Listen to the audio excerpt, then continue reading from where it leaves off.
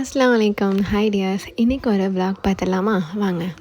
தமிழ்நாட்டில் இருக்கிறவங்களுக்கு இந்த ஒரு பிளேஸ் தெரியாமல் இருந்ததே இல்லைங்க.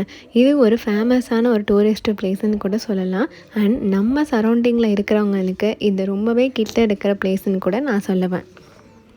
அது என்ன பிளேஸ்ன்னு தானே கேட்குறீங்க? வீடியோ லாஸ்ட்டில் சொல்கிறேன். வீடியோ ஸ்கிப் பண்ணாமல் பாருங்கள். நாங்கள் மார்னிங் ஒரு 8:30 போல் கிளம்பியாச்சு. கிளம்புனோடனே சாப்பிடாமல் போனதுனால டேரெக்டாக வந்து A to B போயாச்சு பிரேக்ஃபாஸ்ட் முடிக்கிறதுக்கு. அப்புறம் ஷாப்பிங் இல்லாமல் எப்படிங்க ஒரு ட்ராவலை ஃபுல்ஃபில் பண்ணுறது? நெக்ஸ்ட் வந்து ஷாப்பிங் தான். அதுவும் நாங்கள் நியூ இயர் அன்னைக்கு போயிருந்தோம். ஸோ எல்லா சூப்பர் மார்க்கெட்ஸ்லையுமே நிறைய ஆஃபர்ஸ் போட்டிருந்தாங்க.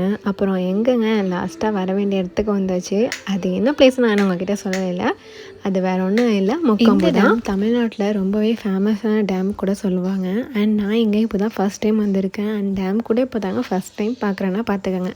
இந்த டேம் 1836 ஸ்டார்ட் பண்ணி 1838 முடிச்சிருக்காங்க. இதை கட்டினது யார் அப்படின்னா சர் ஆர்தர் காட்டருங்கிறவர் கட்டியிருக்காரு. தெரியலைன்னா தெரிஞ்சுக்கோங்க.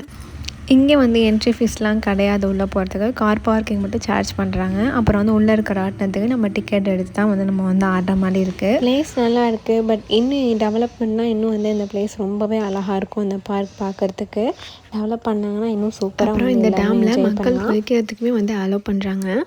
அதுக்கப்புறம் என்னங்க சாப்பாடு தான். நாங்கள் வீட்டிலேருந்தே கட்டி சோறு கட்டி எடுத்துகிட்டு போயாச்சு. பிகாஸ் இந்த மாதிரிலாம் சைல்ட்ஹுட்டில் தான் பண்ணது. அதுக்கப்புறம் அந்த சான்ஸே கிடைக்கல.